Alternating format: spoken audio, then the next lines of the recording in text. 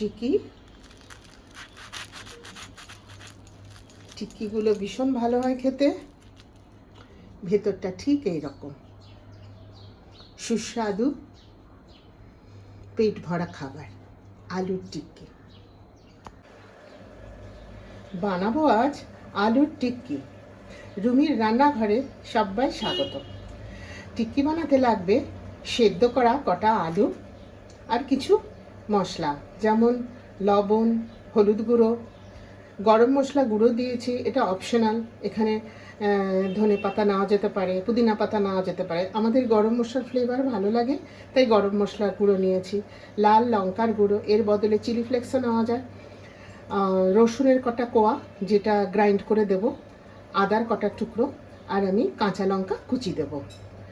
এই সমস্ত মশলা দিয়ে আমি এখন আলুর টিক্কিটা বানানো শুরু করব। প্রথমে আমি সেদ্ধ করা আলুগুলোকে ভালো করে স্ম্যাশ করে নেব। সেদ্ধ আলুগুলোর ওপরে পরিমাণ মতো লবণ দিয়ে নিলাম, দিয়ে সমস্ত আলুগুলোকে আমি স্ম্যাশার দিয়ে এখন আমি খুব মোলায়েম করে স্ম্যাশ করে নিচ্ছি।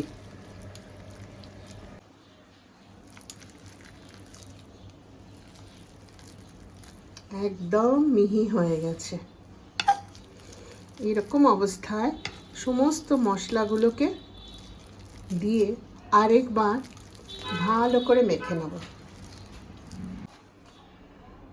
সেদ্ধ করা আলুগুলোকে স্ম্যাশ করলাম গরম মশলা গুঁড়ো, লবণ, হলুদ গুঁড়ো, কাঁচা লঙ্কা কুচি, আদা আর রসুনের পেস্ট দিয়ে। এবার আমি এটার সাথে কিছু চাল গুঁড়ো মেশাবো, যতটা প্রয়োজন হবে ততটা, অল্প অল্প করে মেশাতে থাকবো, একসঙ্গে অনেকটা দেব না।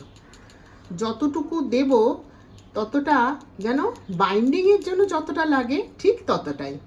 আবার এটাকে আমি মেখে নেব।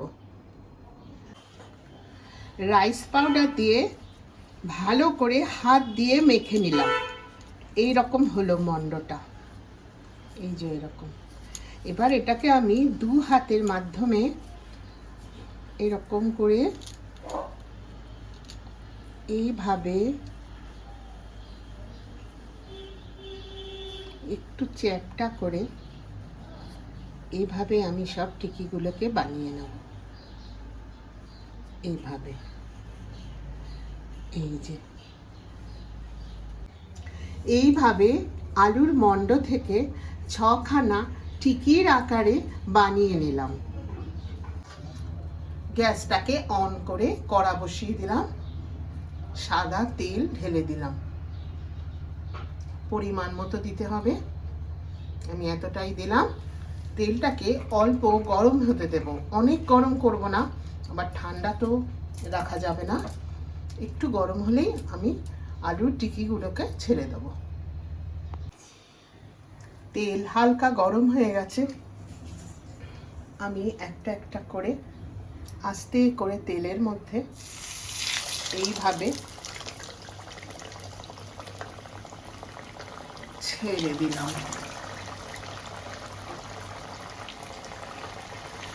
একটা পিঠ হতে দেব মিনিট 3 বা 4 পরে উল্টে দেব। গ্যাসটা সিমে থাকবে, কম ফ্লেমে ভাজা করব। 3টে করে আমি দুবারে করে নেব। 3-4 মিনিট চলে গেছে, একটা দিক হয়ে গেছে। আমি খুব সাবধানে এইভাবে উল্টে দিলাম। একদিক খুব সুন্দর ভাজা হয়েছে, সুন্দর রং হয়েছে। আবার 3 মিনিট মতো দেব, দুটো দিক যাতে সুন্দরভাবে ভাজা হয়ে যায়। গ্যাস সিমেই আছে। 3 মিনিট বাদে আমি আরেকবার উল্টে দিলাম, দুটো দিকই দেখবার জন্য কতটা সুন্দর ভাজা হয়েছে। সুন্দর হয়ে গেছে। এবার আমি তুলে নেব।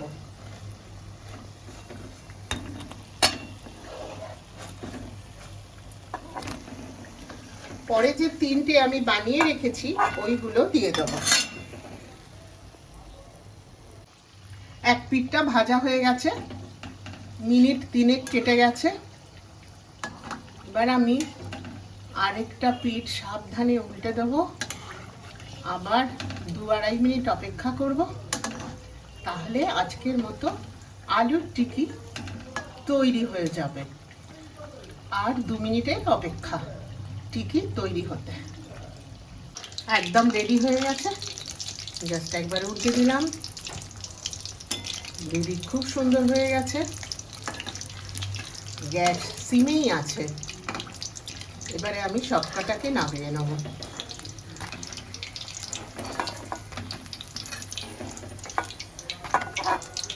নামিয়ে নিলাম,